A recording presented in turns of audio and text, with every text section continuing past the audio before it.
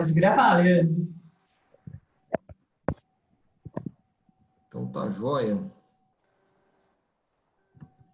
Bom, fica à vontade, Renata.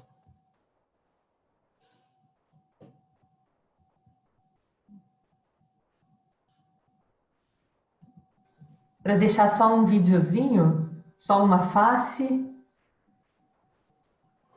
Daí cada pessoa ajusta a sua janela, na verdade. Tá, então aqui. Então, boa noite a todos. Queria agradecer o convite para falar sobre esse tema que é muito caro para mim como geriatra, que é cuidados paliativos e a ideia de diminuir distanásia, cuidados desproporcionais em idosos. Então, vou compartilhar aqui a minha tela.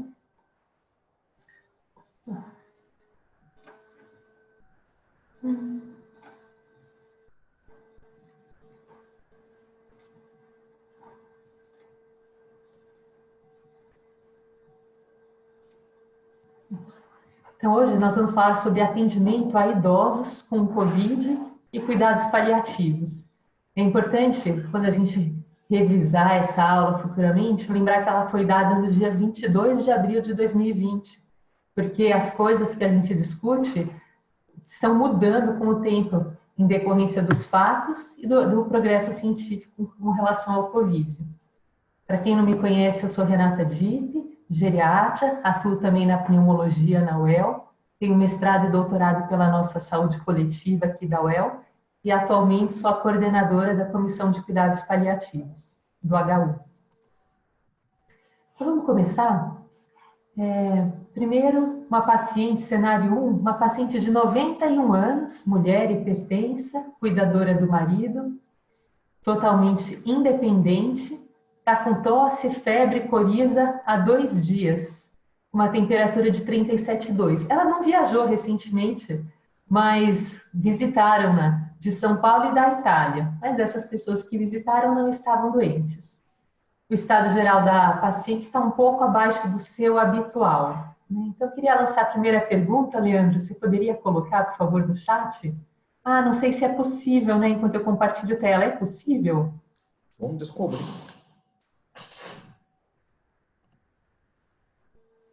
Ótimo. Não sei se Qual a todo mundo está vendo a mortalidade? pergunta. Eu queria que vocês respondessem, por favor. Qual a mortalidade de idosos em UTI por causas gerais? À medida que vocês responderem, acho que vai aparecer aqui a porcentagem. 20%, 31%, 38%, 55%, 80%. De cada 10 idosos que vão para a UTI, quantos morrem? Acho que não está aparecendo aqui. Enquanto o pessoal responde, acho que eu prossigo aqui, né, Leandro? Está aparecendo resposta aí para você? Ah, 18 respostas já. A maior parte aqui marcou 55%. Ok, ótimo. Então vamos aqui para o segundo caso. Cenário 2, um paciente bem mais jovem, 76 anos, homem, mora numa instituição de longa permanência. Está com tosse há 2 dias e dispneia progressiva. Ele é portador de DPOC, fibrilação atrial e demência. E há mais 12 idosos nessa instituição de longa permanência com quadro clínico de infecções de vias aéreas superiores. Ele está acordado e alerta, com aumento do esforço respiratório, emagrecido, tem uma perda muscular importante, né, a sarcopenia, está com uma temperatura de 37,2, taquicárdico, hipotenso, roncos difusos, mas quando colocam catéter de O2 ele tira. Lembrando que, né, peculiaridades em idosos, a gente que é geriatra, a gente não é simplesmente um clínico que cuida de velhos, há muitas peculiaridades em idosos que são importantes serem conhecidas. Então, uma delas é que febre para idoso, a gente considera uma temperatura de 37,1 ou um aumento de 1,1 grau da temperatura basal. Leandro, então, pensando nesses dois idosos, né, e com relação ao Covid, se eles piorassem, quem eu mandaria para a UTI e quem não? Você poderia colocar a segunda pergunta, Leandro, por favor?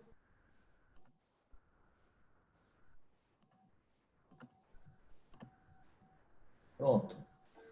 Quais são os critérios para indicar ou contraindicar UTI para idosos? Idade, data de nascimento, fragilidade, comorbidades ou critérios Apache e SOFA? Próxima vez a gente põe uma musiquinha, igual no Congresso. É verdade.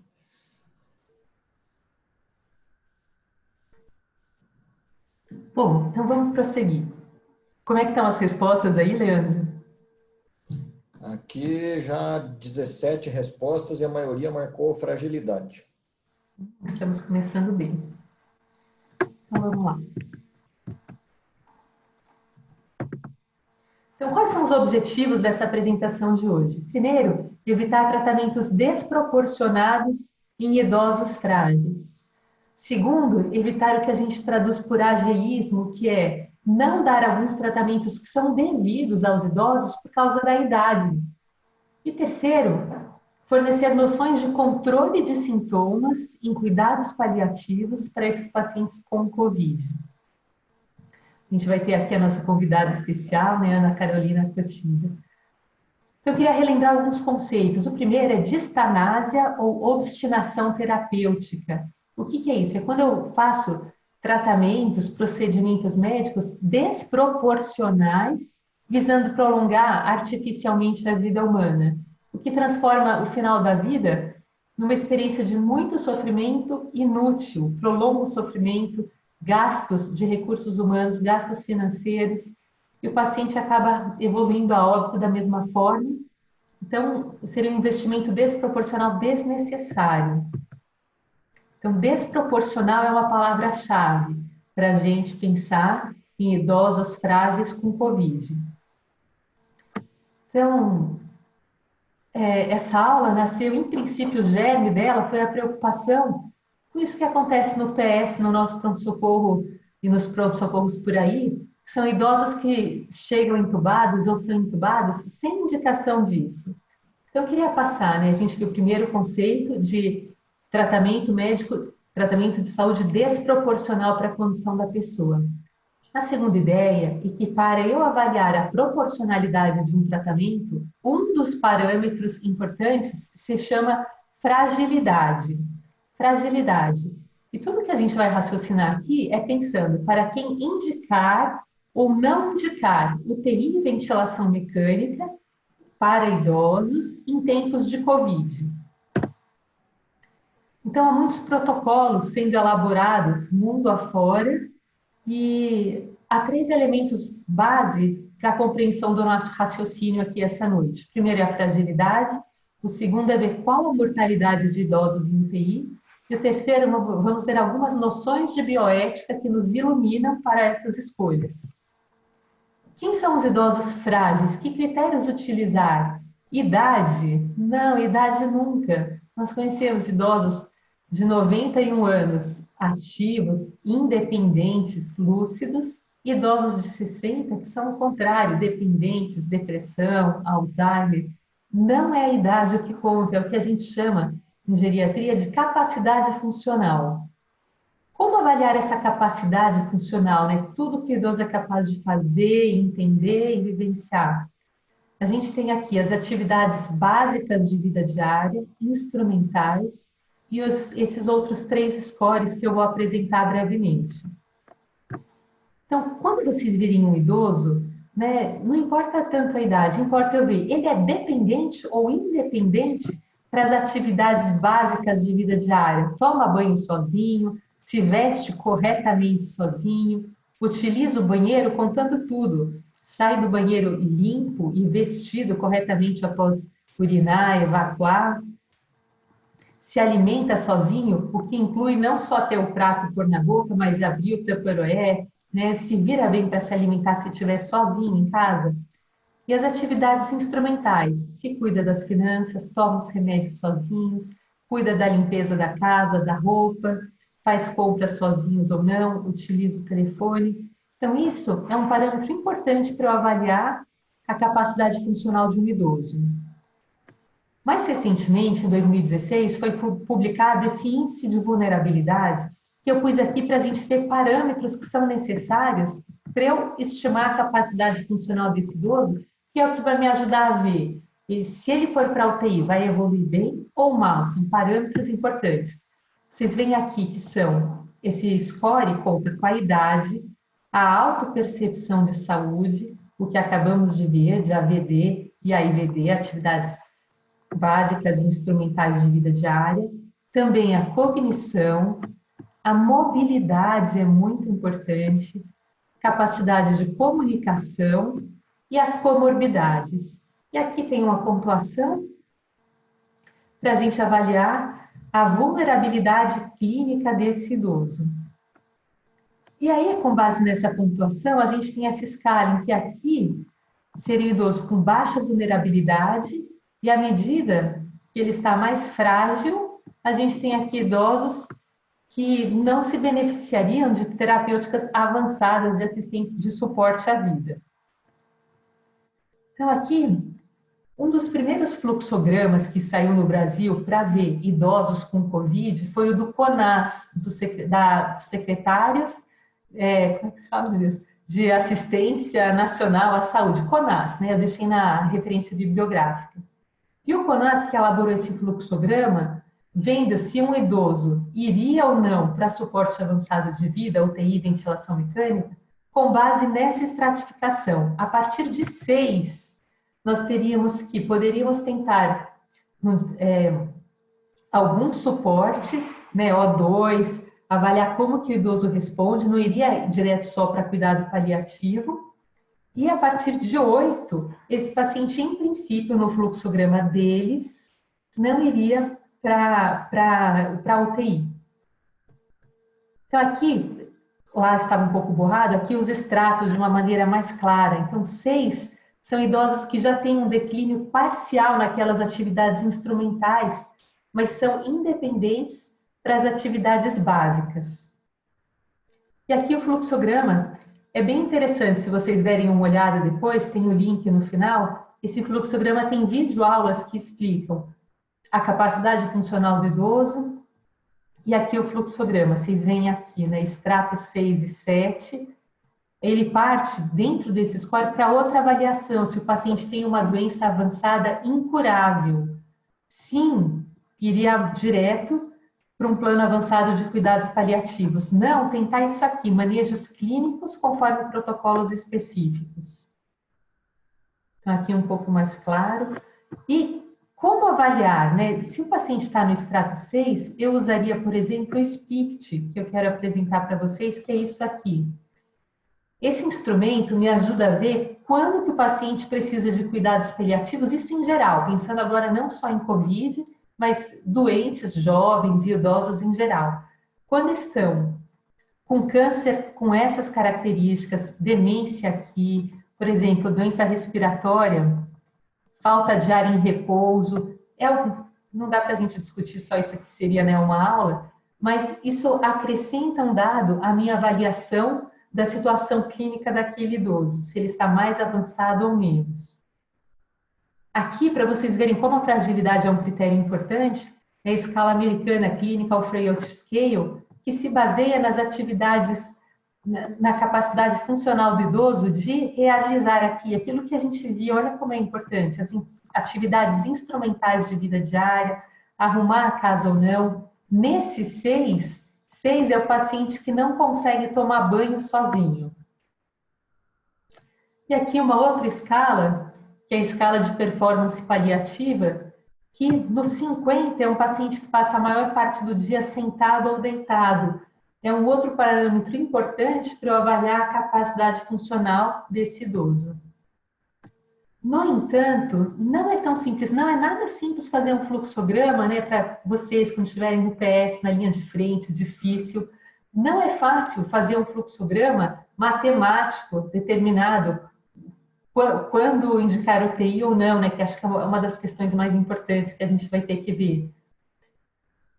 Que comorbidade? Eu tenho que avaliar quais comorbidades esse idoso tem, mas como que elas estão? Estão estáveis? Uma coisa é um paciente com DPOC estável, outra é um paciente que teve 2 internações nesse ano. E para a gente ver um pouquinho mais a complexidade dessa avaliação, há um elemento essencial que a gente tem que lembrar sempre, que é a vontade do paciente. ele quer ir para a UTI, ele quer ser entubado, a gente precisa progredir muito nessa discussão no Brasil e no mundo. A gente teve uma aula, há 3 anos atrás, nossa comissão de paliativos organizou uma aula sobre diretivas antecipadas de vontade, testamento vital, para todos os docentes, residentes. É essencial eu saber o desejo do paciente. Atendi outro dia no HC, um idoso de 70 e poucos anos que estava acompanhado de uma jovem moça oriental. E como o DPOC dele estava um pouco mais avançado, começamos a conversar sobre o caso de ser entubado, se ele gostaria ou não, se houvesse necessidade. O que ele respondeu? É claro que sim, eu tenho uma menina de 7 anos para cuidar. A jovem moça ao lado dele, eu pensei que fosse nora, era esposa. Né? Como é importante ver a vontade do paciente. E lembrar, né, que uma coisa é dar um suporte avançado, é eu avaliar todas essas ferramentas para uma doença, um DPOC, uma insuficiência cardíaca, que está naquela curva de declínio. E uma vez que piora, claramente não tem indicação de UTI. Outra coisa é um paciente com comorbidades que tem um evento agudo. O COVID é um evento agudo, potencialmente reversível, que muda o nosso raciocínio, né? Aumenta a chance de eu ter indicação de UTI para aquele idoso. Então, em idosos, né, vamos ver que procedimentos seriam considerados desproporcionais. Para isso, para avaliar isso, eu preciso saber qual a mortalidade de idosos em UTI. Tem a resposta final, Leandro? Deixa eu mostrar aqui o resultado da enquete, da questão 1. O 33% aqui marcaram uma mortalidade de 55% e 24% marcaram uma mortalidade de 80%. Foram as respostas mais comuns. Ótimo. Então, a gente tem um trabalho aqui feito no nosso HU. Esse trabalho foi publicado ano passado na nossa UTI, aqui com a doutora Luciene, doutora Cíntia, doutora Cláudia Carrilho, doutora Josiane. Estudaram fatores de risco para mortalidade admitidos na nossa UTI. E olhem, a mortalidade para pacientes de 60 anos ou mais foi 38%. Não é tão alta quanto a gente espera. A gente diz que é alta porque é muito mais alta do que em jovens. Mas de cada 10 idosos que vão para a UTI, quantos que saem da UTI? 6 a 7. E nesse trabalho, a maior mortalidade se deu quando a internação foi devida a pós-operatório de emergência. O CONAS, o fluxograma que eu deixei na bibliografia, quando ele cita mortalidade de idosos frágeis, não idosos em geral, frágeis, com aquele Clinical Frailty Scale de 9, idosos bem frágeis em UTI, ele fala que a mortalidade é 31%. E eu já bom, na hora da bioética, que for falar rapidamente da bioética, vamos lembrar desse dado. Então, quando a gente pensa se um paciente idoso vai para a UTI ou não, é necessário pensar, a gente está vendo agora na situação em que haja leitos disponíveis. Eu não estou pensando na guerra, no caos, eu estou pensando, posso pensar no benefício daquele paciente. Para ele, é bom ir para a UTI ou não? Então, nós vimos, recordando, necessário ver a fragilidade, as comorbidades, a chance de se recuperar e qual o desejo dele. Nesse trabalho da Cíntia, apareceu, da nossa, né, do HU, apareceu que a avaliação pelo APACHE e por SOLFA, nesses níveis de corte, mostravam que idosos iriam sobreviver ou não à UTI. E esse seria mais um parâmetro, além de todos os que a gente já viu, para decidir pela conveniência ou não de um idoso ir para a UTI.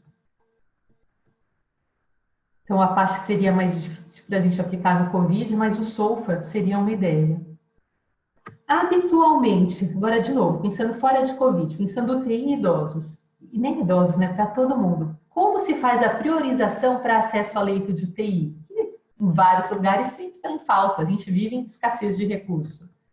Então, esses critérios dessa resolução de 2016 do Conselho Federal de Medicina, que basicamente é muita letrinha, né, no slide, mas ele mostra que, primeiro, quando o paciente não tem nenhuma limitação de suporte e precisa de intervenção de suporte, esse é o primeiro.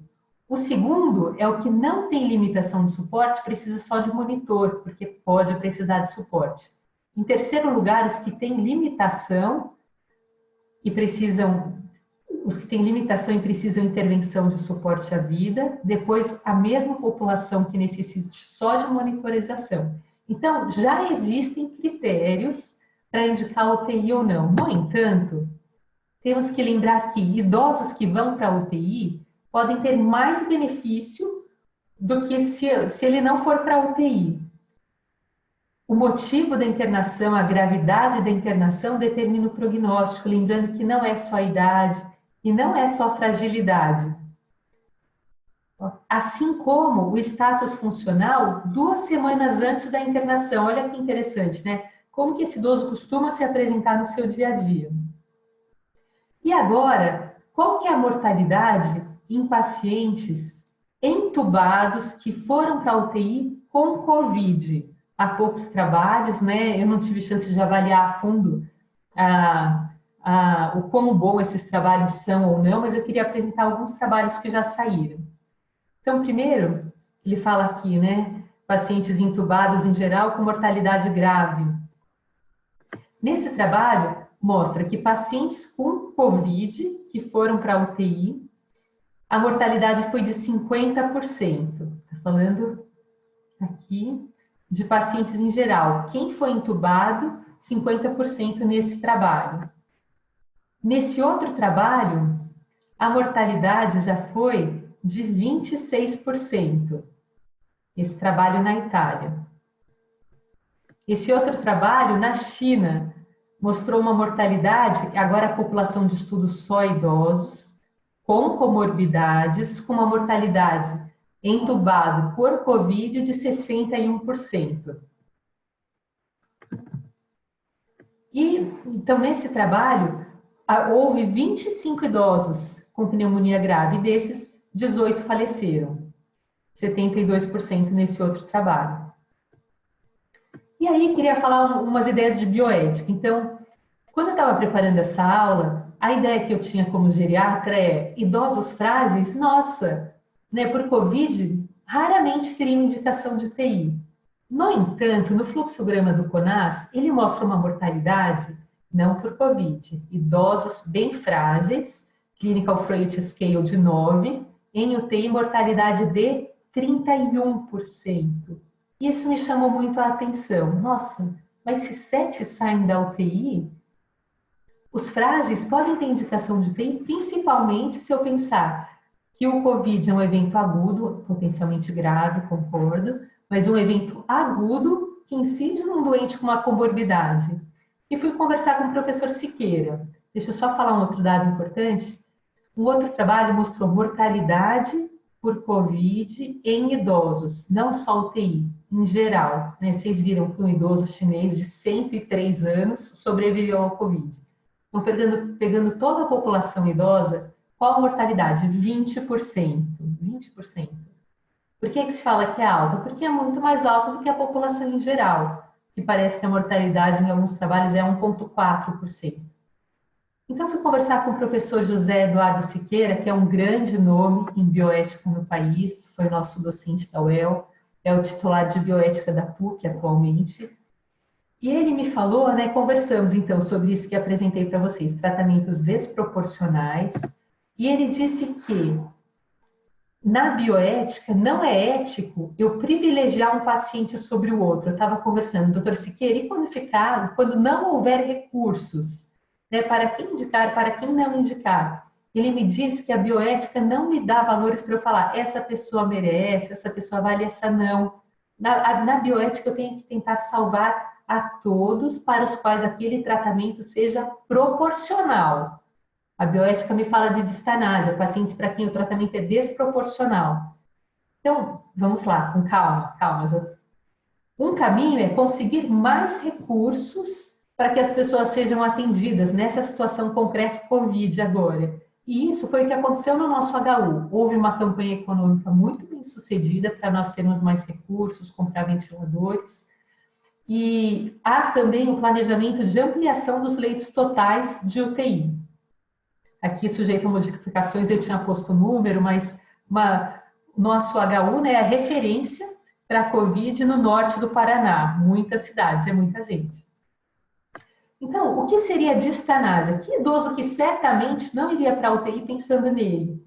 Um idoso com Alzheimer, com FAST-7, para quem não está acostumado com essa categorização, é idoso que fala 7 palavras no dia. Por quê? Porque uma vez que ele fosse para a UTI e fosse entubado, ia agitar, difícil de estubar, ia fazer escara, evoluir para óbito, uma morte indigna. Né? Então, não há muita dúvida nesse caso. Ou um paciente, um paciente com DPOC, aqueles que estão com O2, sentadinhos no sofá dispneicos, sarcopênicos, né? Então, não evoluiria bem na UTI. Claro, mas nesse DPOC lúcido ainda tem que ver a vontade dele, mas explicando que não seria a nossa indicação. Então, no entanto, situação que a gente teme que chegue, não é a situação atual na nossa cidade, na nossa região. Mas pensando já em situações dramáticas que alguns países vivem, né, Itália, Estados Unidos, como fazer? Então, doutor professor Siqueira disse que seria a escolha de Sofia. Esse nome não tem a ver com o livro de Sofia lá da sabedoria lá, mas é um filme de 1982 em que uma mãe tem que escolher qual dos 2 filhos morrerá. Então, é uma situação dramática que talvez nós vivamos aqui. Como que se está discutindo isso? Como indicar UTI ou não para alguém em situação de escassez de recurso? Os protocolos que estão saindo tendem a indicar UTI para aquele que tem maior chance de sobreviver. Lembrando que, de acordo com o protocolo que for feito numa cidade ou outra, num serviço ou outro, a gente não está tendo uma coisa homogênea. Então, a tendência é que, havendo uma disparidade grande, os pacientes corram para um serviço e corram para um serviço e fujam de outro. Como? Então, idade, já vimos que está fora de cogitação, não é idade. A Itália não teve tempo de pensar, quando falou 80 anos cuidado paliativo, ou para muitos não teve nem como dar essa assistência, não teve tempo de pensar. A gente está tendo tempo de pensar que a idade não é o que conta. Fragilidade, como classificar? Expectativa de vida? E também está rolando na bioética alguns papos assim, alguns perfis, algumas pessoas com prioridade para a UTI, por exemplo, profissionais de saúde, foi levantada essa questão nas discussões bioéticas. Que profissional de saúde? Só os que estão na frente de batalha contra o Covid? Todos? Então, para vocês terem uma ideia do universo que é a discussão bioética. Iria muito mais, né? Um médico ou um bandido, coisas que a gente sabe que a gente trata a pessoa, não fica julgando, mas são coisas que, em escassez de recurso, são várias variáveis para a gente pensar. E o ideal seria que fosse criada uma comissão para julgar, em escassez de recurso, quais pacientes teriam prioridade para a UTI COVID, que seria bom que não fosse o médico que está atuando na linha de frente que indicasse isso ou não, além de todo o estresse que ele está passando, ainda ter que arcar com a carga moral dessa escolha. E nessa equipe, além do julgamento clínico, teria que haver alguém que fosse familiarizado com bioética para ajudar nessas indicações, nesses julgamentos. Bom, dados de ontem aqui, da nossa 17ª regional, com casos confirmados de Covid, 90. Ontem estava 94, mas 4 casos laboratoriais particulares foram vistos que não era Covid. Então, estamos aqui com 97 óbitos. Voltando, então, aqui ao nosso cenário. Essa primeira pacientezinha de 91 anos, totalmente independente, com um quadro que pode ser Covid, não teria contraindicação para a UTI pensando nela. Esse outro paciente, demenciado, DPOC, emagrecido, muito mais jovem, 15 anos a menos, já não teria indicação de UTI. Agora eu preciso conversar com a família, tenho toda essa parte que não há espaço aqui para discutir, mas como é importante toda a conversa com a família, que não é fácil, e que no fundo, né, falta capacitação para a gente, para para os profissionais de saúde em geral, como conversar com a família e com o paciente sobre morte, porque o ideal não é conversar na hora que está disponível, é antes, é quando atende o DPOC, o idoso, o paciente com insuficiência cardíaca, perguntar antes sobre o desejo do paciente, mas a gente não fala de morte, a gente finge que não vai morrer. Mas o Covid trouxe esse benefício. A maioria das pessoas percebeu que corre o risco de morrer, que um dia a gente vai morrer. Então, resumo, né? O que vale é a avaliação biológica, não cronológica. A bioética nos diz para aumentar recursos, mas vamos chegar à escolha de Sofia. Vimos a mortalidade de idosos em UTI, porém em situações dramáticas, colocando aqui o protocolo do sírio-libanês. Então, ele cita que para a escassez de recursos, que pacientes não iriam para a UTI? Então, é esse, demência avançada, insuficiência cardíaca com essas características, hepatopatia crônica nesse nível, pneumopatia grave, que satura menos de 90 em ar ambiente, depende de O2 e teve mais de 3 internações por descompensação no ano. Veja que são critérios restritivos, né? Eu tento dar a chance para as pessoas que podem se beneficiar daquilo. Diabético com 2 ou mais lesões de órgão-alvo, suficiência renal crônica moderada, agudizada ou grave, câncer, né? A Carol está tendo uma grande experiência nisso, a nossa próxima palestrante, estágio 4 com aquela escala de Karnofsky, menor que 50, que equivale a esse COG, AVC com sequelas motoras. Então, nós vimos aqui, basicamente, quando há recursos disponíveis, e demos alguns parâmetros para ver como que vamos julgar quando houver escassez de recursos, mas para os quais mais discussões são necessárias. O CFM, o Ministério da Saúde, não colocaram claramente fluxogramas, e vocês viram como essa discussão abrange várias variáveis para eu julgar o suporte avançado de vida que eu vou dar. Aqui estão algumas referências bibliográficas. E agora, agradecimentos, né? Queria agradecer ao professor Eduardo Siqueira pelo longo tempo que ficou discutindo comigo a bioética no Covid. Agradecer à comissão de bioética da UEL, que nós discutimos essas situações, esses casos até agora, né, por um bom tempo. E a nossa próxima palestrante, queria convidar aqui para entrar, a doutora Ana Carolina Cotinda. Ela é médica formada pela UEL, pela nossa UEL, tem residência médica aqui em São Paulo, especialização em cuidados paliativos pelo Albert Einstein, especialização em dor pelo Sírio-Libanês, e atualmente ela atua na equipe de cuidados paliativos do Hospital do Câncer e do Hospital Evangélico. Ana Carol, é um grande prazer ter você aqui conosco. Agradeço imensamente todas as discussões que a gente teve até agora, para você discutir aqui com a gente, né? Agora, essa segunda metade, é falar em concreto como fazer cuidados paliativos para o Covid. Obrigada. Obrigada, Renata, pelo convite para participar dessa aula. Obrigada pela tua aula, foi excelente. Acho que foi uma excelente síntese de tudo que a gente tem, vivido e de tudo que a gente tem presenciado com essa pandemia. Eu vou iniciar minha apresentação, então. Compartilhar a tela aqui com vocês. Se tiver algum problema na visualização, alguma coisa assim, me avisem, por favor.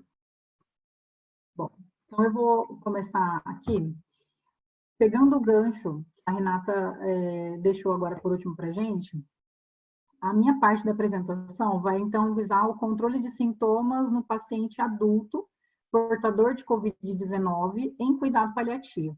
Então, o que a gente vai falar agora é sobre como manejar esses pacientes que foram triados para não ir para a UTI ou para não serem entubados e não receberem medidas invasivas, e, na maior parte das vezes, para esses pacientes fúteis, de manutenção do estado de vida.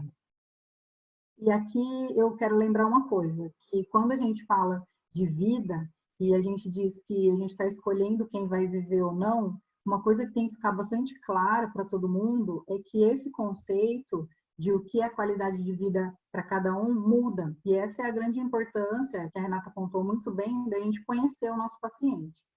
Eu sei que é difícil fazer isso num ambiente de pronto-socorro, É difícil a gente conhecer o paciente que a gente acabou literalmente de conhecer, mas a gente vai mostrar algumas técnicas de comunicação que facilitam esse conhecimento do ser humano que a gente está tratando. Então, para falar de comunicação, a gente tem 3 grandes problemas. O primeiro, e isso não é só na pandemia de Covid, mas esses problemas ficam mais evidentes durante a pandemia. É uma dificuldade que a gente tem de comunicação entre o paciente e a equipe. Segundo, entre o familiar e a equipe. E o terceiro, entre nós, a própria equipe de saúde, que tem essa dificuldade para se comunicar entre si. Pensando nisso, então, e no contexto do Covid, a Academia Nacional de Cuidados Paliativos traduziu um documento do VitalTal justamente sobre a comunicação. Então, é um guia de comunicação para profissionais de saúde. Depois eu vou deixar essa referência no final da apresentação. Mas é um guia muito prático e muito simples. E eu quero destacar algumas coisas bem rapidamente sobre ele. A primeira coisa é a maneira quando a gente se comporta e como a gente responde aos pacientes, as primeiras perguntas que eles nos fazem. Então, quando o paciente perguntar para você no pronto-socorro, doutor, isso é muito grave? Vamos pensar um pouquinho na hora de responder, para não dizer, claro que é grave, você não está assistindo TV? Não está vendo na televisão o quanto é grave? Então, antes dessa primeira resposta, vamos responder de uma maneira mais assertiva. Então, assim, olha, hoje a gente está no dia 22 de abril, julgando pelas informações que eu tenho agora, pelo exame físico que eu fiz de você ou do teu familiar, considerando todas essas informações, eu acredito que neste momento, para você ou para o seu familiar, a doença se mostra assim de uma maneira mais grave. Talvez isso seja tão grave que você precise ser removido para um hospital, ou que você precise ser removido desse local, no hospital do pronto-socorro onde você está, para uma outra enfermaria, para uma internação. Eu não posso voltar para casa para fazer quarentena em casa. Mas quero te dizer que eu vou estar aqui por você. A nossa equipe do hospital toda vai estar aqui para ajudar vocês durante esse período todo. Então, conte conosco. Conte conosco para tirar dúvidas, conte conosco para sanar qualquer questionamento, para cuidar dos seus sintomas e de etc. Isso é a empatia. A gente tem que exercitar. Empatia é exercitável. Uma outra coisa que eu queria pontuar. Quando o paciente fala para a gente, eu quero tudo que for possível. Ou, doutor, faça tudo o que precisa ser feito para o meu pai. Eu quero que faça tudo. A principal pergunta aqui é, o que é tudo para você? Tudo significa reanimação cardiopulmonar, significa intubação orotraqueal, significa hemodiálise numa situação de falência renal, ou tudo significa tudo que te deixe confortável, tudo que seja digno para você. E aí é a hora da gente fazer essa conversa. O que é digno para você no seu cuidado? E não precisa entrar em filosofias. É assim, o que seria indigno para você? Ficar nu numa UTI, com vários drenos e várias sondas, com tubo na garganta, com monitor apitando dia e noite na sua cabeça. Isso é digno para você? Ou o que você gostaria que acontecesse? Ficar no quarto junto com os seus familiares, numa situação não Covid, né? No Covid não tem como, mas ficar no quarto fora da UTI, sem monitor, recebendo um outro tipo de cuidado. É isso que a gente tem que se acostumar a fazer. A Rê falou sobre diretiva antecipada de vontade e testamento vital. A gente não é acostumado a fazer isso, mas eu gostaria de deixar aqui um convite para que a gente fizesse isso cada vez mais, se acostumasse a pensar em diretiva antecipada de vontade, ao plano de cuidados, ao testamento vital. E a gente vai ter outras oportunidades de falar sobre isso.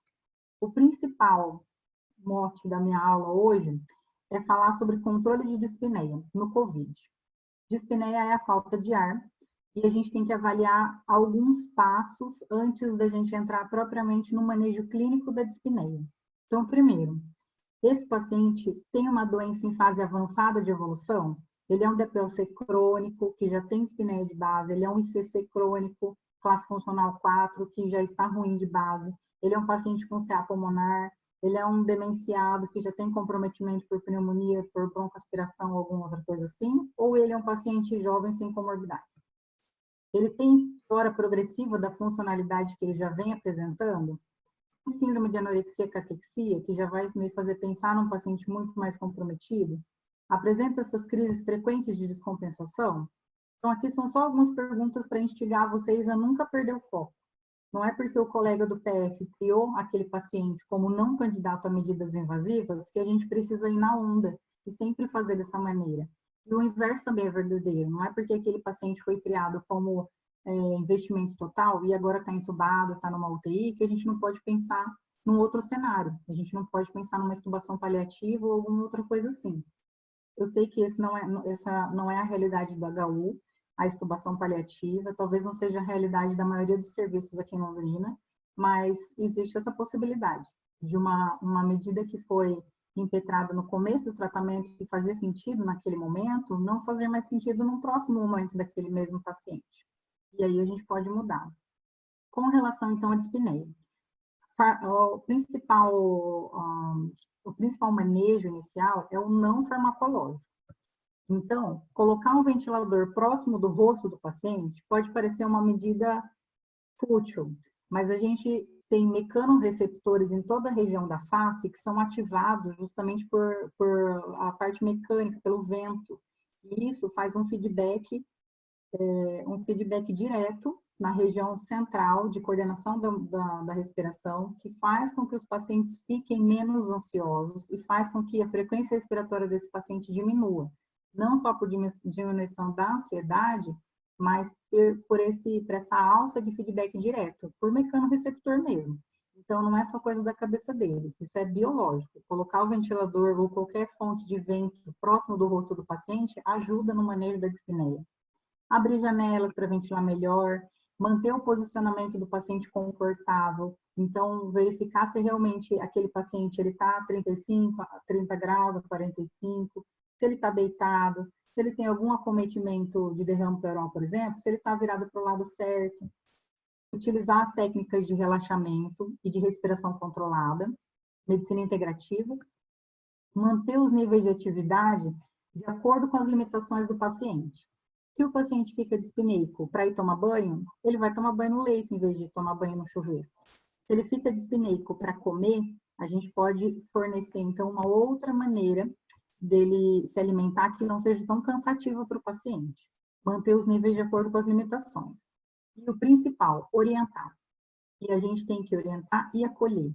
Então, nossa, doutor, eu estou ficando cada vez mais com falta de ar. Eu vou morrer com falta de ar?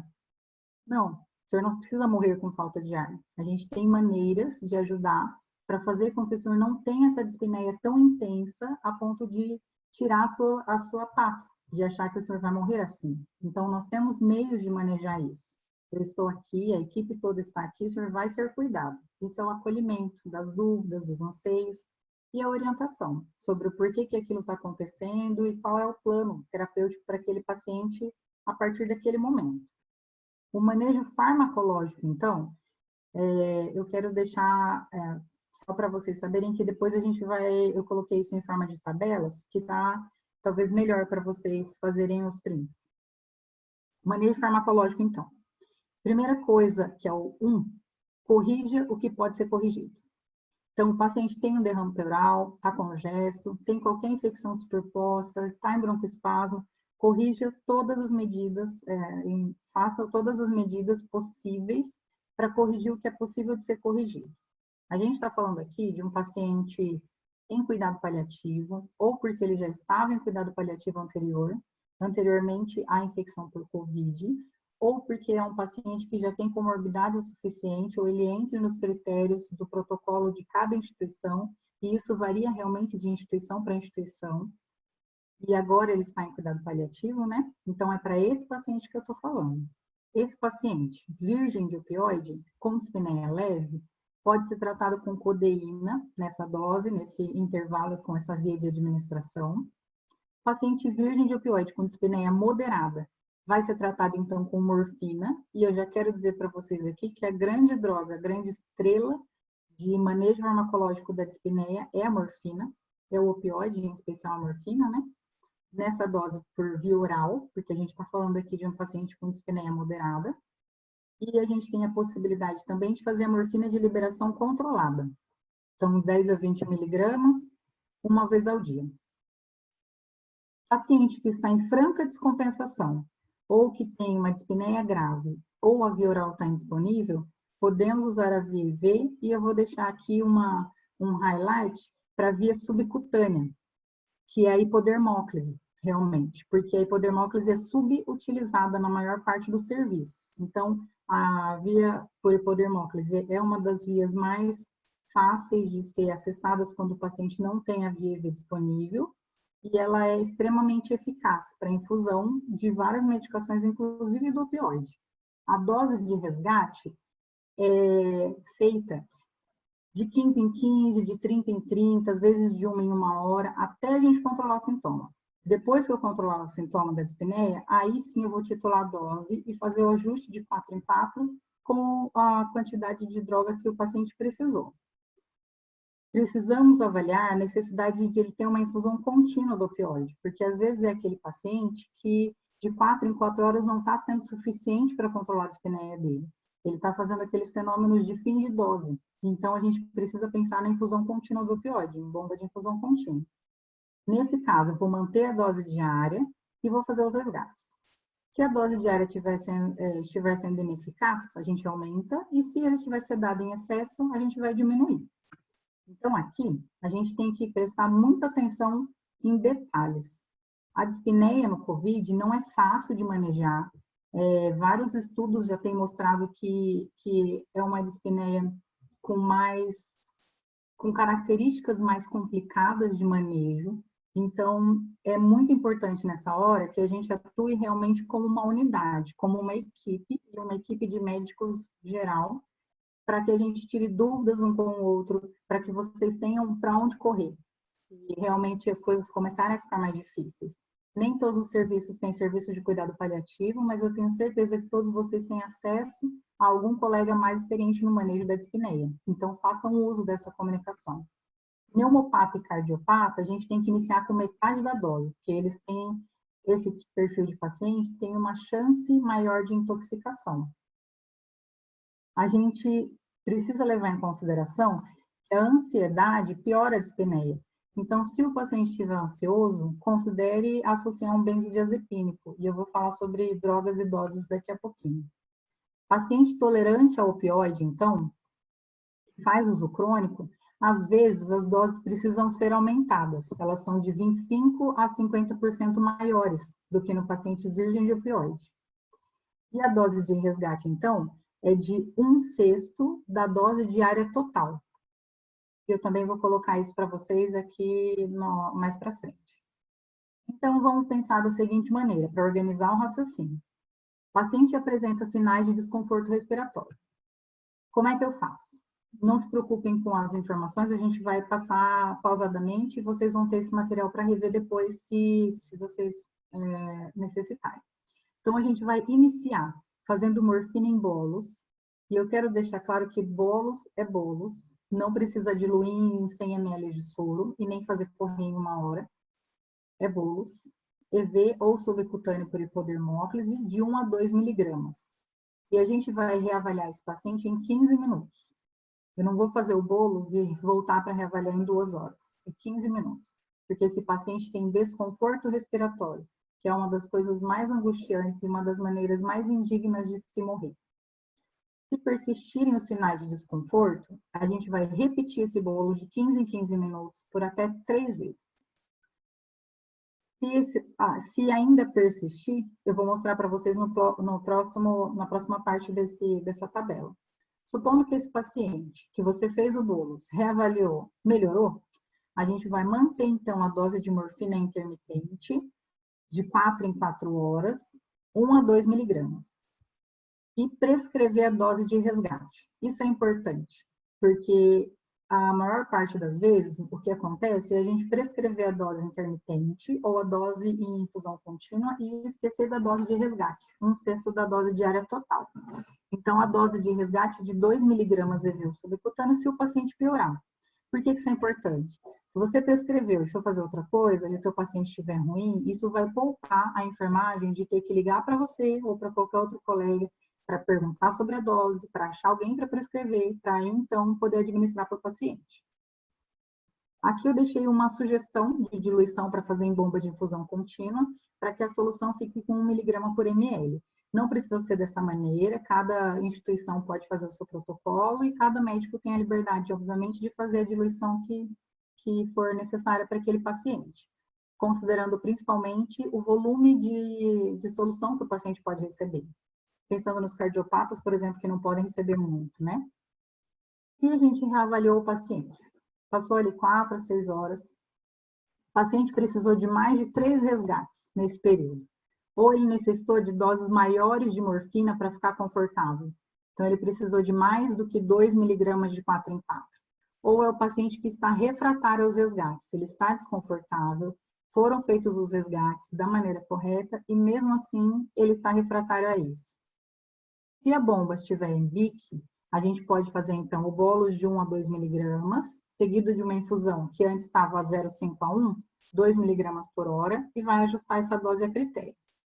Aqui tem 2 maneiras de se fazer isso. A primeira é deixar a bomba correndo e fazer o bolos numa outra seringa, direto no equipe. A segunda maneira é você colocar na bomba de infusão uma dose maior do que a que você calculou para 24 horas. Porque se o paciente precisar do bolo, você pode apertar na sua bomba de infusão e a bomba mesmo faz o bolo. Isso vai depender da realidade de cada serviço onde vocês estiverem, para ver se é possível ou não fazer uma das 2 maneiras. E tem que lembrar, prescrevam a dose de resgate. Então, 1/6 da dose diária total, até de 2 em 2 horas, se esse paciente estiver dispníco. E considerar os adjuvantes. Se ele estiver ansioso, se o paciente estiver ansioso, utilizar como resgate até de 4 em 4 horas, fazer o bolos e utilizar como resgate, tá? Então, o clonazepam, via oral, e o midazolam, via IV ou subcutâneo, nessas doses que eu coloquei aqui para vocês. Se o paciente estiver em delírio ou agitado, e lembrando que a Renata não vai me deixar mentir, né? E os outros geriatras também não, o paciente idoso, para fazer delírio, basta estar internado. E o paciente idoso com COVID, para fazer delírio, é mais rápido ainda. Então, tem que prestar atenção nesse sintoma. Às vezes, a agitação psicomotora não está difícil de tratar. Às vezes, a gente considera, já ouvi muitas vezes de muitos residentes, que é muito difícil tratar idoso agitado. Mas, na verdade, às vezes a gente está tratando ou da maneira errada, ou de uma maneira muito conservadora. Pensando nesse paciente com COVID-19, de acordo com a maior parte dos estudos, os idosos têm apresentado delírio. Então, a dose para tratar, com a droga que tem sido mais recomendada, que é o haloperidol, é de 1 a 2 miligramas em bolos, que pode ser repetido até de 8 em 8. Dá para usar clorpromazina também, e dá para usar o midazolam, caso as outras medicações não funcionem, ou vocês não tenham acesso a essas outras medicações. Quero deixar claro que isso é um ou. Então, a gente não precisa pegar o velhinho agitado e prescrever Aldol, clorpromazina e midazolam. É ou esse, ou esse, ou esse. Tá bom? E se o paciente ainda estiver em sofrimento, se ele ainda estiver apresentando sintoma refratário, ainda estiver dispneico ou ainda tiver qualquer outro tipo de sintoma refratário. Sintoma refratário é diferente de sintoma difícil de tratar. Certo? Então, o sintoma refratário é aquele que eu já esgotei as possibilidades terapêuticas que existem para tratamento e, mesmo assim, eu não consegui o resultado que eu precisava. A gente vai considerar a sedação paliativa. Sedação paliativa é um tema, assim, que sempre me deixa, quando eu vou falar essas aulas mais abrangentes, um pouco tenso, porque não é para principiantes, né? Mas eu entendo que nessa pandemia, muitas coisas têm mudado, e uma delas é justamente a sedação paliativa. Os não paliativistas estão aprendendo a fazer. E isso é extremamente importante, porque na maior parte das vezes quem vai tratar esses pacientes que não foram para o tubo é um não paliativista. Então, só para a gente relembrar o que é a sedação, lembrar que ela não é um coquetel de drogas aleatórias. Então, a sedação paliativa é feita com droga sedativa, não é feita com droga analgésica, nem com esse coquetel aleatório. A gente vai usar droga feita para sedar. E a intenção da sedação paliativa é aliviar o sofrimento intratável, não é matar ninguém. Sedação paliativa não é eutanásia. E isso é extremamente importante que vocês pontuem para o paciente se ele estiver lúcido ou pontuem para a família desse paciente. que a sedação paliativa tem o intuito de tratar um sofrimento intratável, de uma maneira que seja eticamente aceitável, tanto pelo paciente, quanto pela família, quanto pela equipe. Mas que a gente não está tirando a vida do paciente, a gente está tratando o sofrimento intratável. O custo disso, normalmente, é rebaixamento de nível de consciência. É assim que a gente faz a sedação paliativa mesmo. E o paciente pode, sim, vir a óbito nas próximas horas ou dias, talvez, em sedação. Mas o importante que a família saiba, que o paciente saiba, é que esse paciente provavelmente já iria falecer no mesmo período de tempo, só que em sofrimento. E com a sedação paliativa, a gente consegue não estender esse período de vida, mas a gente consegue fazer com que esse período seja sem sofrimento. Esse é o grande intuito. Aqui eu coloquei um exemplo de como fazer isso. Existem outros exemplos, e eu quero indicar, então, o manual de terapia de sedação paliativa, do Dr. Luiz Fernando, que foi lançado pela MCP no último Congresso Paulista de Cuidado Paliativo. Então, o midazolam EV subcutâneo, a gente faz isso com bolos de 1 a 3 miligramas de midazolam e vai reavaliar e repetir se o paciente tiver sinal de desconforto, para depois iniciar em BIC. Por que é importante fazer o bolos? Porque quando eu inicio em BIC, na infusão, com 0,5 a 1 miligrama por hora, isso demora um tempo para fazer efeito. Então, eu não posso deixar esse paciente que eu considerei elegível para sedação paliativa por 1 hora em sofrimento, esperando a medicação fazer efeito. Por isso é que a gente faz o bolos, que tem um efeito mais rápido, em torno de 2 minutos. E aí eu vou titular, conforme a necessidade do paciente. Tem que associar o resgate para os escapes de dor, de dispneia, do sintoma que você quer paliar, e aumentar a velocidade de infusão se desconforto. Então, isso é a critério médico. Se possível for, acionem a equipe de cuidado paliativo do serviço de vocês. Acionem as pessoas mais experientes para ajudar vocês na tomada de decisão de quando iniciar a sedação paliativa ou no manejo desse paciente sedado. Um outro sintoma, com relação à dispneia, depois eu sei que tem gente me mandando dúvida aqui pelo WhatsApp, mas eu gostaria de pedir para vocês mandarem via chat daqui do Zoom mesmo, que é para a gente responder para todo mundo depois. A gente pode voltar nessa questão da dispneia. Aqui nessa aula eu vou falar bastante rapidamente sobre as outras coisas, porque a gente não tem muito tempo, então quis realmente me ater mais à dispneia, que é o que deve mais angustiar vocês e aos pacientes também. Então, sobre os outros sintomas mais comuns, tosse, quero só deixar para vocês a referência, que a principal droga opioide para tratar tosse é a codeína, a morfina e a oxicodona não tem muita evidência, então codeína xarope ou comprimido, né?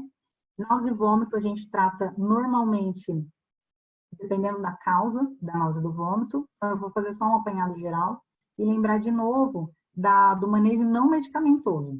São pequenas refeições em intervalos menores, ofertar os alimentos que sejam da preferência do paciente, não precisa ficar insistindo, doutora, mas ele não está comendo. Não tem problema, não vai comer, tudo bem. Ofertar alimentos em temperatura ambiente ou fria, manter a hidratação adequada, corrigir distúrbio hidroeletrolítico, lembrar que às vezes o próprio distúrbio pode causar sofrimento, então não existe isso de porque o paciente está em cuidado paliativo, a gente não corrige mais nenhum distúrbio. Garantir uma boa higienização oral, porque isso também é causa de náuseas e vômitos. De medicações eu quero destacar o haloperidol, que é uma medicação, vocês viram, bastante coringa no cuidado paliativo, e ela é um excelente antiemético. Então, a dose é de 1 a 2 miligramas, 2 ou 3 vezes ao dia, pode ser feito via oral, via vez, via subcutânea. Coloquei aqui os outros, que são os que provavelmente vocês têm mais manejo clínico, que também podem ser utilizados. Existem estudos mostrando que os pacientes com Covid-19 se apresentam com sintomas gastrointestinais. Até 12%, se eu não me engano, dos pacientes apresentam sintomas gastrointestinais, náusea e vômito ou diarreia.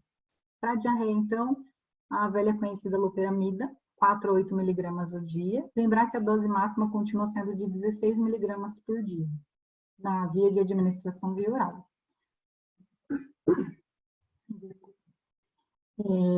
Com relação... A gente está terminando já. Com relação à dor total, que é um termo que a gente fala muito em cuidado paliativo, e eu acredito que seja um termo que agora a maior parte de vocês já ouviu falar pelo menos uma vez.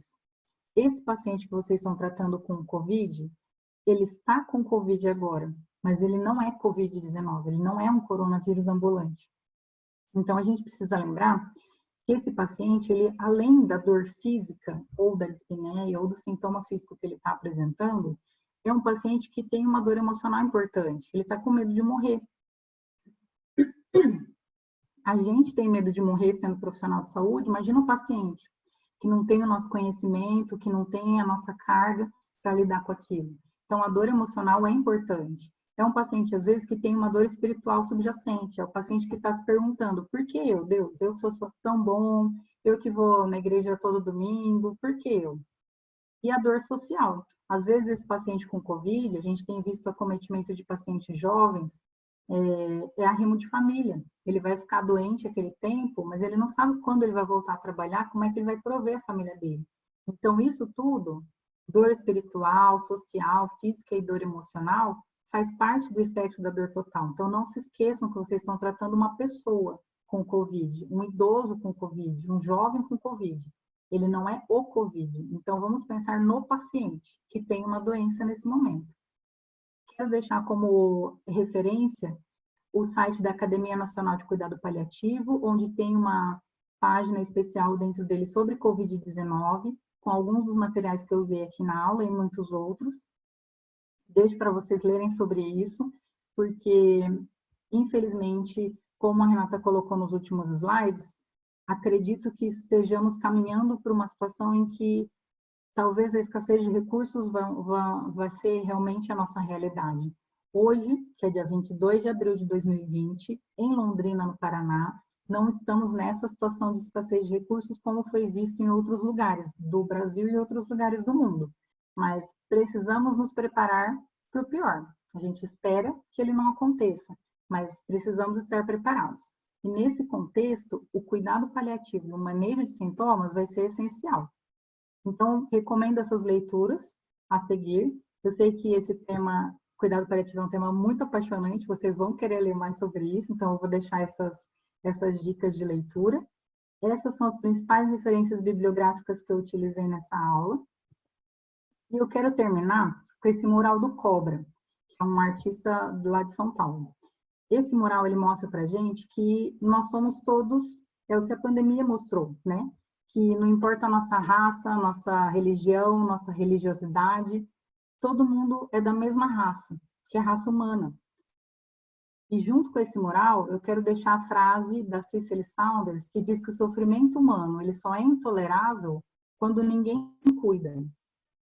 E a gente tem nas nossas mãos, como profissionais de saúde, o dever ético, o dever moral e o dever humano de cuidar dessas pessoas. A gente não tem a capacidade de cura, mas a gente tem a capacidade e o dever de confortar e de cuidar. Então, não é porque a gente não tem recurso ou não é porque a gente não tem o conhecimento que a gente não pode cuidar dos seres humanos da melhor maneira possível. Então, quero terminar essa parte da apresentação desejando que cada um de nós faça o melhor possível, porque vai ser suficiente, se cada um de nós fizer o melhor possível. Muito obrigada.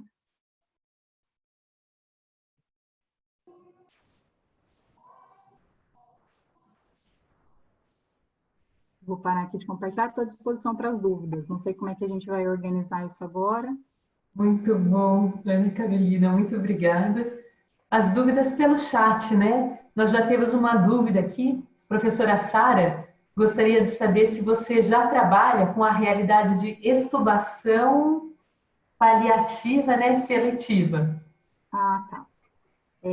A extubação paliativa, então, é a extubação daquele paciente que estava entubado, mas é um paciente em cuidado paliativo exclusivo e para o qual nós temos uma certa segurança de fazer a retirada do tubo da ventilação mecânica sem sofrimento. Em Londrina, é mais difícil a gente fazer isso. Então, eu trabalho no Hospital do Câncer de Londrina, não fazemos quase extubação paliativa, porque isso depende de uma série de recursos que hoje, nem no Hospital do Câncer, nem no Hospital Evangélico, que são os lugares em que eu trabalho e eu posso falar com mais propriedade, a gente tem nesse momento. Então, não é só uma equipe de cuidado paliativo treinada. A gente precisa da parte da CISO muito bem treinada, a gente precisa da instituição que apoie tudo isso, e com certeza não falta apoio dessas instituições que eu citei para vocês, mas nós não estamos neste momento na fase em que é possível realizar a extubação paliativa de uma maneira frequente. Por isso é que existe essa preocupação tão grande, tanto na aula da Renata, quanto em todas as outras aulas que se tem dado sobre esse motivo, para que a gente não entube os pacientes que não têm indicação de serem entubados. Porque a extubação paliativa não é só em Londrina, e não é só nesses lugares que eu citei para vocês, que é difícil de fazer, é em todo lugar, é em todo serviço. Se a gente pegar um serviço de excelência paliativo hoje, em São Paulo, um grande serviço, a extubação paliativa ainda é difícil de ser feita. Como sociedade é difícil de ser feita. Então, o principal foco é não intubar e não colocar na UTI o paciente que não tem a indicação desse manejo clínico.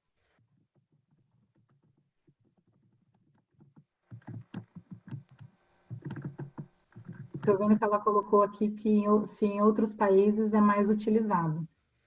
Sim, em outros países, alguns dos países em que o cuidado paliativo é mais desenvolvido, como os Estados Unidos, Canadá, Alemanha, Portugal, a extubação paliativa, sim, é mais utilizada. A outra pergunta, se a morfina para melhora da dispneia deve ser usada já na admissão do paciente no PS. Deve ser usada já na admissão do paciente no pronto-socorro. A maior parte de vocês, residentes, devem dar plantão em pronto-socorros. Não sei se só no HU ou nos outros hospitais da cidade. Hoje, a realidade que a gente tem é que a maior parte das decisões está nas mãos do plantonista do pronto-socorro. Porque algumas instituições ainda não têm um protocolo bem definido, e como a Renata bem comentou, essa decisão não deveria ser do médico assistente, de quem está na linha de frente. A decisão deveria ser um protocolo do serviço, de pessoas que têm condições de ter essa discussão bioética, tem tempo para isso e tem o distanciamento necessário do paciente e da situação para pensar sobre um protocolo. E a pessoa que está na linha de frente, o médico plantonista, deveria ter, isso é o mundo ideal, né? Deveria ter esse protocolo para que a decisão fosse da instituição, do protocolo, e não dele como pessoa, e não dele como médico. Posto isso, quero dizer que a maior parte das vezes a decisão desse paciente estar ou não em sofrimento, estar ou não em distanásia, passa pelas mãos do nosso colega do pronto-socorro. Se no PS você identificar que esse paciente está em sofrimento, está dispneico, a morfina pode ser usada no PS, nessas doses que eu coloquei na aula e que vocês também vão ter acesso a isso depois.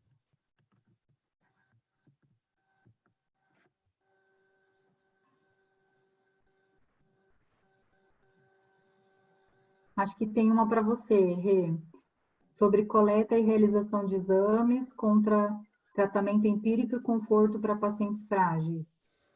Entendi muito bem.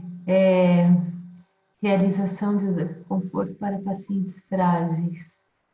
Eu acho que aqui a gente vai dividir mais do que ser frágil ou não, tem que ver assim, quando o tratamento é mais paliativo, eu vou evitar tudo que causa desconforto. Se eu tenho uma perspectiva curativa do COVID para aquele paciente, aí todo o esforço necessário tem que ser feito. Aí não depende tanto de ser frágil ou não. Depende do que vai ser melhor para ele, que a gente decidiu com ele. Se o tratamento vai ser exclusivamente paliativo ou controle de sintomas com intuito curativo, ao menos no início. Fica claro? Eu também não entendi assim, exatamente o que ele quis dizer. Imagino que talvez também seja uma pergunta sobre se a gente deve coletar e realizar os exames para os pacientes que não vão ser entubados e mandados para a UTI. Não sei se é isso que ele quis dizer. Se a gente for considerar o paciente no contexto de cuidado paliativo, a gente coleta exames muito menos frequentemente do que vocês estão acostumados. Então, não é que a gente nunca coleta exame de urina, por exemplo. Se eu acredito que uma infecção urinária esteja causando o delírio daquele paciente, e o delírio, por sua vez, causa sofrimento, nada me impede, mesmo o paciente em cuidado paliativo exclusivo, de eu colher o exame de urina para saber se eu vou entrar ou não com antibiótico com o intuito de tratar o sintoma infecção urinária, que está causando o sintoma delírio. Então, isso pode acontecer. A mesma coisa um paciente com pneumonia, ou no que a gente está comentando aqui, o paciente com COVID, que esteja dispneico, mas eu acredito também que ele tem uma causa subjacente para a dispneia. Então, eu posso, por exemplo, fazer um raio-x de tórax e ver se ele tem um derrame pleural passível de ser drenado, para poder ser esvaziado, para melhorar a dispneia. Então, esses pacientes podem colher exames, podem fazer exames, se isso for justificável. Que o Leandro está aqui melhor que eu para dizer isso, exame precisa ser justificado. Ele é um exame complementar, para complementar o meu exame físico e a minha anamnese. Aí a minha pergunta, Carol. Só complementando essa questão, Ana, eu concordo com você, eu acho que é desse jeito mesmo. E essa questão do protocolo do serviço é uma questão bastante importante. Então, por exemplo, aqui no HU, a gente já viu situações que o protocolo do serviço trabalha contra o médico. Então, essa é uma coisa que às vezes é complicada, né? Por exemplo, essa questão da coleta de exames. Tem pacientes graves que às vezes ficam sendo acompanhados, né? Time de resposta rápida e outras pessoas que vão passando, e tem um protocolo de serviço de colher exame diariamente, mesmo que seja um paciente que às vezes não tem mais indicação de tratamento curativo. Então, às vezes, o protocolo de serviço trabalha meio contra a decisão do profissional aqui. Isso é meio complicado. E a questão de extubação, realmente, a extubação paliativa é uma coisa que eu acho que aqui no HU, nos anos que eu estou aqui, eu nunca vi fazer, Renato. Você já viu? Você soube de algum caso? Acho que nunca, né? Aqui no HU nunca foi feito. E é um grande problema, realmente. Eu acho que vem a questão, inclusive, da cultura, né? Que é o fato da gente ser essa cultura latina, e aí é complicado, né? De você discutir, não quer abordar, não quer, às vezes, ver, né? A realidade que o familiar está em processo de morte, né? Então, é muito complexa essa questão. E o duro é que, muitas vezes, o paciente já vem para a gente entubado. Como o HU é um serviço de referência, muitas vezes o paciente já vem encaminhado de um outro serviço. Isso acontece com muita frequência, os residentes aí deve ter visto inúmeras ocasiões, né, de paciente que, a princípio, não teria indicação de um tratamento avançado, né? Muitos que entrariam, por exemplo, nessas situações que a Renata colocou aí, uma demência avançada, um paciente já totalmente dependente, etc. Mas já vem entubado para a gente. E aí é uma coisa bastante complicada, porque, assim, uma vez que está instituída a terapia avançada, né, invasiva, é muito difícil retirar, né? É muito mais fácil não colocar do que você colocar e depois tentar tirar. Então, tem todas essas questões aí que às vezes interferem nessa situação. Carol, antes de eu fazer a minha pergunta para você, posso responder a pergunta aqui? Aquela pergunta é: a decisão final de limitar suporte e paliação, é do médico assistente ou da família? Então, olha só, há coisas que são claramente indicações ou contraindicações médicas. Por exemplo, um paciente com um câncer de pulmão avançadíssimo que evolui com dispneia. Você vai entubar? Pelo amor de Deus, não. Mas se esse paciente diz que quer esperar o filho, que não conversa com ele há 3 anos, você vai chegar dos Estados Unidos amanhã. Dá para negociar. Agora, uma paciente com Alzheimer, não sei se a Carol discorda, a Carol me fala. Paciente com Alzheimer avançadíssimo. Meu Deus, aquilo é parte da evolução da doença dele, não tem por que entubar. DPOC. Então, aí a gente já entra em áreas cinza. E aí é muito importante saber a vontade do paciente. Então, o paciente com DPOC avançado, que tem a primeira descompensação, vontade dele, e a gente fala a probabilidade que ele tem de sair daquilo ou não. Mas um outro caso real, que aconteceu outro dia. Paciente acamado, desnutrido, debilitado, que evoluía por uma questão de cálculos coraliformes, evoluía com infecções urinárias recorrentes, sepse, UTI, droga vasoativa, ia para casa, voltava para a UTI. Numa vez avançada que cheguei, isso acontece a 5ª vez, vai para a UTI? Não, aquilo não é indicação médica daquilo, aquilo é evolução da doença. E nesse sentido, acho que o Covid mostra uma diferença grande. Uma coisa é não ir para a UTI, ver SPICT por evolução da doença, história natural, e outra é tratar eventos agudos, junto com a vontade do paciente. Então, na prática, o que acontece? A gente deveria conversar com o paciente antes. Na hora, o que vai acontecer no Covid, o paciente está dispneico, Tem uns que já chegam não querendo entubar, se a gente explicar que dá o conforto, porque qualquer um desclínico vai querer qualquer coisa para que aquilo passe, ou se o paciente estiver confuso, a família vai querer. Então, voltando, né? Há coisas que são claramente indicação médica, a vontade do paciente é importante. Muitas vezes a gente não sabe a vontade, mas tem essa área cinza, em que o melhor me parece que seria isso, mas o paciente deve escolher. Então, em geral, é em conjunto. E uma dica mais importante nisso é conversar com a família. E o problema, a dificuldade que a gente vê das pessoas é que isso leva tempo. Tempo. Acho que poderia ter um dia só de diretiva antecipada de vontade, né? Mas acho que é brevemente isso. Fica claro, Otávio? Eu acho que uma outra coisa que essa pergunta do Otávio também é importante a gente frisar é que existe uma diferença entre a gente compartilhar a decisão com a família ou com o paciente do que a gente jogar uma decisão técnica no colo da família e do paciente. Então, existem algumas coisas que podem ser compartilhadas no sentido de verificar qual é a vontade daquele paciente, verificar qual é o desejo daquele paciente, daquela família, no contexto em que eles estão, no contexto de conhecer o paciente, que foi o que eu comecei falando na aula, de uma decisão técnica. Então, é diferente a gente dizer, você quer que seu pai seja entubado ou não? E aí ele vai te perguntar, o que vai acontecer, doutora, se ele for entubado? Se ele for entubado, ele vai receber um tubo na garganta, vai para a UTI e vai ficar monitorado sozinho, isolado. E se ele não for entubado? Aí ele vai morrer. Então, o que ele vai preferir? O paciente ou a família? Ele vai querer a vida, né? É assim que a gente foi criado, para defender a vida acima de tudo. Então, isso é uma decisão técnica que não pode ser jogada no colo da família. É a mesma coisa quando a gente se depara com um familiar que fala, ele recusa cuidado paliativo, porque ele quer que faça tudo. A pergunta principal que a gente tem que fazer é, não é começar a conversa dizendo assim, eu vou retirar tal coisa. Então, eu vou retirar o tubo na extubação paliativa, eu não vou mais fazer exame, eu não vou mais fazer isso, eu não vou mais fazer aquilo. Então, vamos pensar de outra maneira. Vamos acenar essa possibilidade de cuidado paliativo como que eu vou fazer. Eu vou falar exatamente a mesma coisa com outras palavras. Eu vou dar conforto para o seu pai. Ele não vai ficar com falta de ar. Ele vai morrer com dignidade. Eu não conheço ele, mas eu tenho certeza que ele foi um homem digno e que ele é muito bem cuidado. Senão, ele não estaria aqui hoje com um acompanhante. Então, eu vou fazer por ele o que eu tenho certeza que você gostaria que eu fizesse, que é cuidar dos sintomas que ele tem, para que ele não sofra. Eu posso fazer isso por ele? Claro, doutora. Quem vai falar que não, né?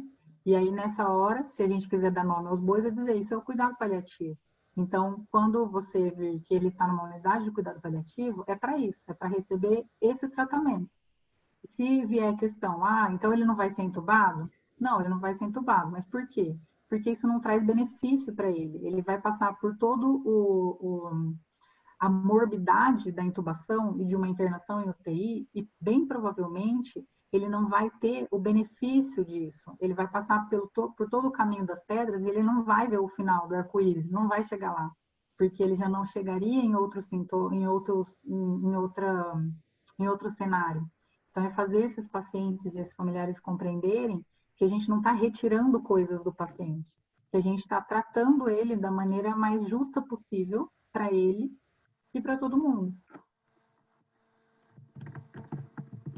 Carol, e aí a minha pergunta vai ficando tarde, né? Mas a minha pergunta seria falar só um pouquinho da dor do Covid, que a dor é um sintoma que a gente trata tão mal no Brasil, então para a gente lembrar de avaliar e tratar a dor no Covid. Teria como falar brevemente sobre isso, por favor? Não tem como ser muito breve, né? Então, eu vou fazer só o highlight. Não esqueçam de tratar a dor do seu paciente com Covid, por favor, né? A gente sabe que existem inúmeras maneiras de fazer isso, mas o que eu posso deixar de rápido para não, né, não estender muito o nosso tempo aqui, é dizer que os pacientes não deixam de ter dor por ter Covid. Então, aquele paciente com câncer que tem dor oncológica, ele não vai parar de ter dor da metástase óssea dele só porque ele pegou Covid.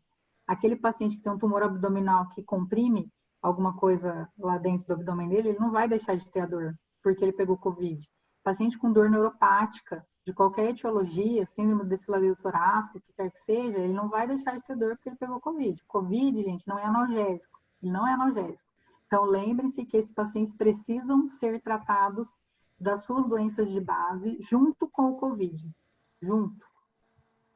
Muito obrigada. Leandro, penso que encerramos, então, que o professor Zé Roberto, que é o doutor Zé Roberto, quer conversar com os residentes, né? Não vejo mais nenhuma pergunta aqui, pelo menos no meu chat não tem mais nenhuma pergunta. Eu queria, Eu então, quero da minha agradecer, parte... eu quero agradecer aí a professora Renata e a Ana, né, por essa excelente aula. Acho que foi uma ótima revisão. A gente sai com várias dúvidas, né, na cabeça. Não é o tipo de coisa que a gente, toda vez que discute, sai com mais dúvidas que certeza. Mas é bom, né, para a gente ver que nem tudo é preto no branco. Isso é bom ficar claro para os residentes que muita coisa gera dúvida mesmo. A gente vai ter que conversar, vai ter que discutir, vai ter que gastar tempo, conversar com a família para encontrar o melhor caminho, né? E a gente tem que ser guia da família nesses momentos para ajudar eles a encontrarem a melhor opção para o familiar dele, né, ou para si mesmo. E é importante estar aberto para essas discussões aí, né? Muito obrigado aí pela excelente aula, né? Avisar os residentes que a aula vai ficar gravada, então, eventualmente, quem não conseguiu assistir agora ao vivo, a gente vai disponibilizar depois o vídeo de alguma maneira, né? E o Dr. José Roberto quer conversar com os residentes aí, acho que tem alguns assuntos para discutir aí sobre o andamento do pronto-socorro. Então, muito obrigado aí, Renato, muito obrigado, Ana. Eu que Obrigada pelo agradeço. convite. Ana Carolina, muito obrigada pela participação. Queremos você mais vezes conosco no HU, se for possível. Muito obrigada. Boa noite a todos. Obrigada, pelo convite. Obrigada, Leandro. Boa noite para todos. E eu estou à disposição se vocês precisarem de alguma coisa. Leandro depois vai disponibilizar meu contato. Obrigada, boa noite. Zé Roberto, acho que a palavra é sua. Obrigado pela aula, né? Pela participação de vocês aí. Muitas dúvidas surgem, vamos discutindo.